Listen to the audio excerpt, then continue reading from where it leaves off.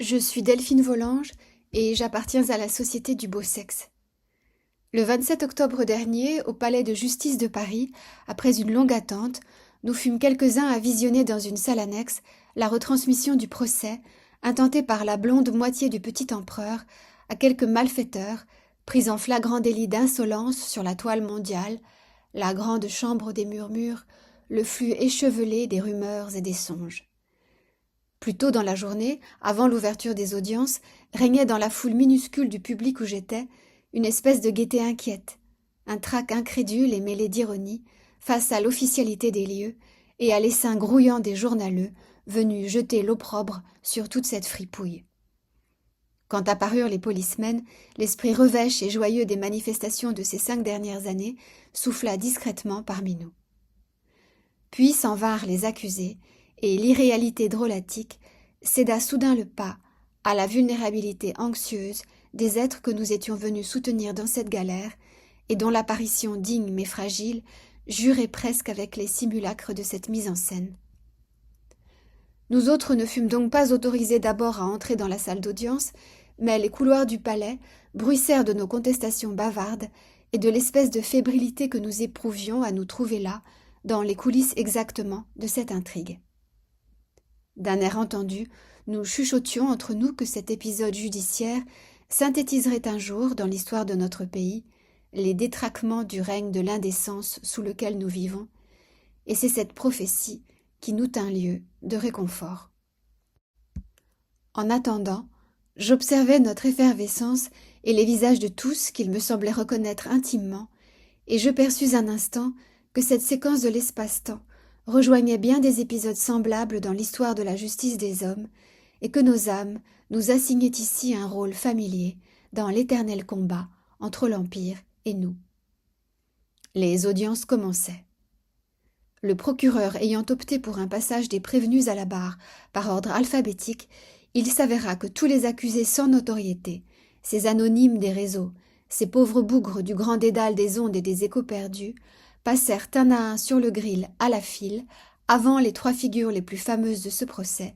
comme si une main artificieuse avait choisi tous leurs noms à dessein, et ce détail me fit entrevoir dans un frisson les manigances de la pire étrangeté dans l'ombre déjà épaisse de cette affaire.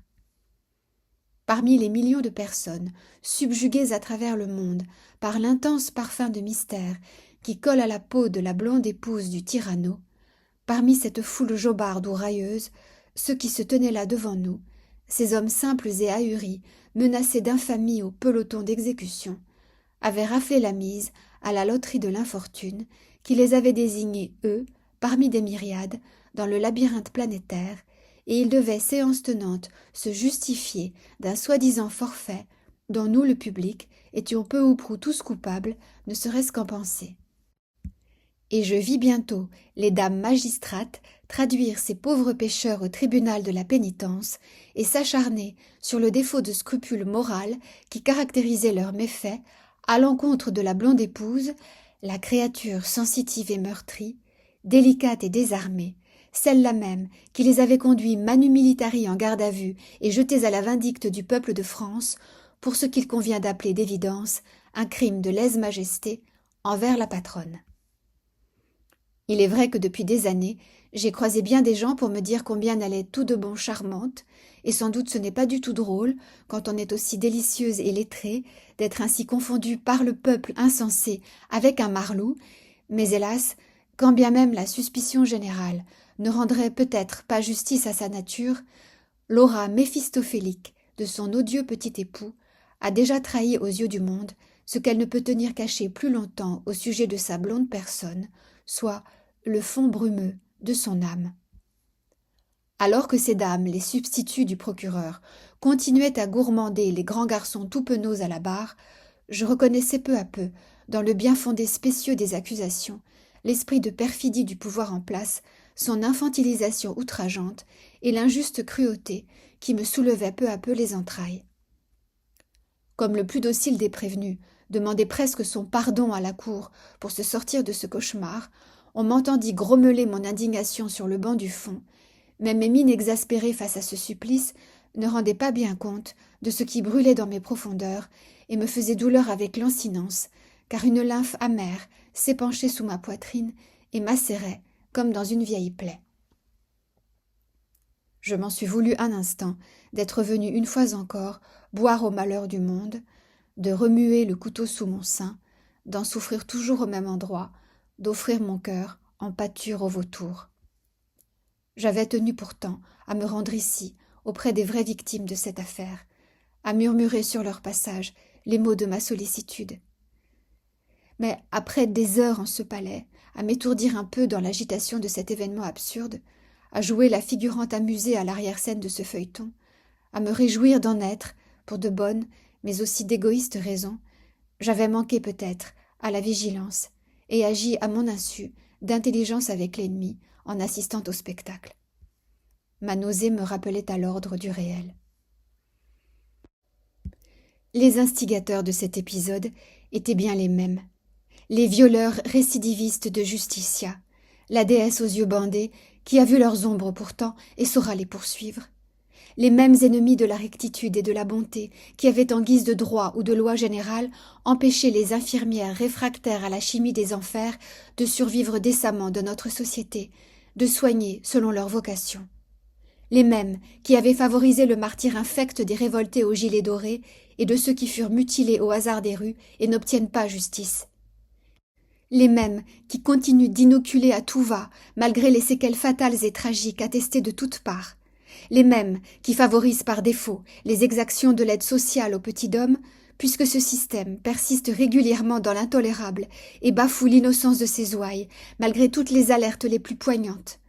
Les mêmes qui voudraient nous emmener à la guerre et causent sans cesse 1000 torts abjects, dont l'inventaire est si parfaitement disponible sur les réseaux de la toile, cette constellation des noirs secrets révélés, que le tyranno aux abois en est obsédé et rêve à présent éhontément d'abolir en pays de France, au nom de la liberté même. Et l'avocat Rainer le sait, lui qui fut jeté dans l'ombre du cachot pour avoir défié l'organisation du mal au nom de nous tous et des innombrables qui ont pris le poison, et son long calvaire, enfoui à l'arrière des jours, dénonce l'imposture de notre soi-disant et précaire liberté, et plane sur notre insouciance en ces heures d'automne où la lumière si douce parfois embellit la cité, pour un instant oublieux, distrait des choses inhumaines qui saturent notre espace-temps. Car nous vivons aussi sous une autorité, la même, qui punit avec une sauvagerie hors la loi des militants pacifistes venus s'indigner du sort insoutenable des enfants d'Orient, dont le spectacle dévore chaque jour notre dignité de vivre. On dit beaucoup que la pléthore extrême des turpitudes et des aberrations qui menacent nos âmes de surdose et nous fait mal au nerf est un tour de plus du malin, et que pour conjurer tant de maléfices, il nous faut détourner les yeux de ces laideurs et ne plus penser qu'à s'émerveiller, afin que la belle beauté se révèle dans le champ fluide du réel, selon les lois supranaturelles de la création. Ne plus considérer ni la furie ni le vacarme, et s'en aller semer dans son jardin des fruits de paradis pour le monde nouveau. Je crois en ce prodige. Mais le bon Dieu a voulu que j'habite en plein Paris, à l'aplomb d'un passage ancien, arpenté par Balzac et Vidocq, et je me trouve ici depuis toujours, dans les entrelacs inévitables de l'humaine comédie, ce grand théâtre à la dérive, où toutes les histoires s'en mêlent et s'entrelacent. Et je me souvenais, petite fille, avoir consenti, avant que de naître, à toutes les circonstances de mon destin. Si bien que tout ce qui nous arrive de plus insolite depuis 5 ans me semble surgir des profondeurs du temps et de ma vie même, par laquelle sont passés bien des protagonistes du pouvoir impérial. Paris est si petit. Et tout ce qui advient à présent de plus improbable dans cette fable provisoire et de plus redoutable ne fait que dévoiler après coup, au revers de toute la beauté, l'épineuse forêt de brume et de faux-semblants où nous tous avons avancé depuis toujours, à notre insu, avec candeur, parmi l'opacité et les démons cachés et les recoins obscurs aussi de nos propres cœurs. La forêt dangereuse qui nous environne et dont nous avons déjà triomphé. J'en atteste, puisque nous voilà aujourd'hui, droits et clairs, face aux adversités, et nos âmes savent bien maintenant leur valeur, comme nos cœurs sont fiers, compatissants et pleins d'honneur. Depuis quelques jours, au royaume inférieur, les choses prennent un diable de tour, et l'ombre de ce procès s'abat sur notre pays avec une violence serpentine qui embobine le plus grand nombre, et dont les tentacules sournoises s'engouffrent désormais partout pour nous circonvenir, nous inquiéter et nous dissuader d'oser dire ce que nous pensons. Ceux qui nous moquent ou nous tiennent encore pour les fous d'une secte éprise de fantasmes en sont à se réjouir qu'on abolisse ou presque sur la toile le flux des informations honnêtes et des réseaux émancipés mis au rebut par le tyranno dans ses prédications fiévreuses. D'ailleurs, l'auteur adoré de mes jours m'exhorta hier à cesser mes bravades sur les internets, car j'allais résolument déplaire à la cohorte des gens sensés dont il est honorable de se faire aimer. Mais mon père chéri ignore aussi, comme tant d'autres, qu'on assassine, qu'on suicide, qu'on accule et qu'on voudrait nous humilier pour servir les sombres desseins que lui ne saurait enfin reconnaître sans catastropher les fondations mêmes de son bel esprit. Ainsi cette blonde épouse, soi-disant persécutée, qui traînait en justice des gens sans histoire, avait, pour ainsi dire, élevé un garçonnet plus jeune que son propre fils, dont elle avait fait son mari, et qui, sous sa gouverne toute féminine, nous tourmente, nous harcèle et nous vampirise depuis des lustres par l'effet d'un scandale obscène. Ce duo de charmes, amateurs de mauvais goût, ce couple de suborneurs, éleva en gloire sa propre intimité et l'exalta en couverture de toutes les gazettes du pays, dans une affectation constante de sensibilité, et tout un théâtre de farces et de trucs, de boniments et d'impudicité. Par extraordinaire, cette romance française dégouline à travers le lit du flux mondial qui démultiplie sur les ondes son écho burlesque et vénéneux, comme un emblème difforme de l'empire du mensonge, et la chambre des murmures à travers la planète fait partout éclater ce tonnerre incongru, propre à ébranler, peut-être, les murs de la matrice. Pendant ce temps ici, le vieux garçonnet en appelle dans une provocation cynique et calculée à la résistance contre les menteurs de la toile, dans l'espoir de traquer judiciairement les innocents qui le percent à jour et les contradicteurs de ce régime. Et ce faisant, ce personnage qui connaît ses classiques s'amuse vicieusement de l'effroi qu'il inspire, tant son futur ministère de la vérité semble entériner les pires et fameuses prophéties dystopiques lues dans les romans et qui sont la hantise des complotiteurs. Mais on se fout éperdument à la fin du ronron permanent des basses manœuvres en cours,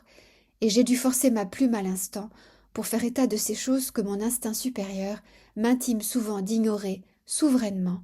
et que je n'ai pu convoquer ici sans une répugnance soudaine, tant nous sentons parfois que notre attention à ces bouffonnades est à la longue indigne de nous. Seulement voilà qu'on tue les plus braves d'entre nous sur la ligne de front. Vraiment, on nous tue, ostensiblement, dans la forêt dangereuse. Et ces vilainies, perpétrées par un pouvoir qui n'a pas maudit la dévastation des enfants en terre promise, et par ceux-là même qui nous préparent à la guerre, toute cette pestilence inédite de la dépravation mondiale, agit comme ces filtres noirs, versés dans la coupe des initiés, qui éprouvent les âmes aguerries et les obligent à traverser une bonne fois tous les mirages de leur peur. D'ailleurs, on entend distinctement des anges mauvais s'amuser de nos stupeurs et guetter dans nos âmes la lassitude, le désarroi et l'impuissance qui font le jeu du malin. Mais c'est mal nous connaître, parce que nous sommes un peuple de rêveurs et de poètes. Nous savons que nous rêvons ce délire tragique et baroque, cette sombre frénésie au royaume d'en bas, où notre plan d'existence, ouvert au vent violent, est devenu poreux au limbe souterrain, et accueille en son sein, à côté des éclairs translucides qui irisent nos auras, l'irruption de chimères biscornues qui propagent la fréquence funeste des abysses, ou de présences spectrales enragées par leurs propres ténèbres, qui nous assaillent parfois dans le noir où nous brillons. Et nos âmes, inspirées, tel un rayon radiant, traversent ensemble le miroir, puisque nous voilà désormais, d'un côté et de l'autre des apparences, au sein des dimensions chavirées, du visible et du subtil. Et plus se précipitent les mois et les années, plus nous savons que nous rêvons ce théâtre extravagant sur la scène du monde et de nos vies. Et nous nous souvenons alors que la poésie de nos âmes lance des sorts prodigieux qui, avec de la boue, font de l'or, et que nos élans d'amour conjurent l'ivresse des démons. Et ce haut secret nous persuade d'envisager sans frémir cette réalité. Alors pour moi, dans le calme impassible où je me tiens parfois, l'étoffe frelatée de la dite réalité se dissout, comme la vieille rumeur d'une histoire morte, et chaque inspiration qui soulève ma poitrine porte le souffle de la vie douce et vivante, celui qui crée l'âme des fleurs, et l'expansion, à chaque instant, de l'univers. Et mes expirations exhalent la tendresse qui vient toujours en contrepoint des forces de la nuit, et maintient le cours de ce monde dans l'immensité, entre les courants nébuleux et les nuées d'étoiles. Alors je demande pardon pour le mal que j'ai pu faire dans l'histoire du temps et des hommes, et j'aime, comme je respire, le monde entier. Grâce aux bandits criminels, empêtrés dans la nuit de leur âme, il me revient toujours au cœur, malgré la fatigue et les tourments, que j'ai choisi d'accomplir ici mes magies, pour l'amour de l'amour, au royaume inférieur, et qu'il m'appartient d'accéder maintenant au courage de la liberté, la perle de nos profondeurs, notre humble puissance. Il nous revient, désormais, de nous déclarer. Et chaque fois que nous dirons vrai, dans la loyauté de notre nature, nos paroles s'envoleront tisser leur part du grand ouvrage des âmes claires, l'arche de vérité qui s'érige, droit dans l'invisible, sur les ruines du monde ancien. Bien que la nuit fasse peser sur nous son lourd manteau, l'aube viendra.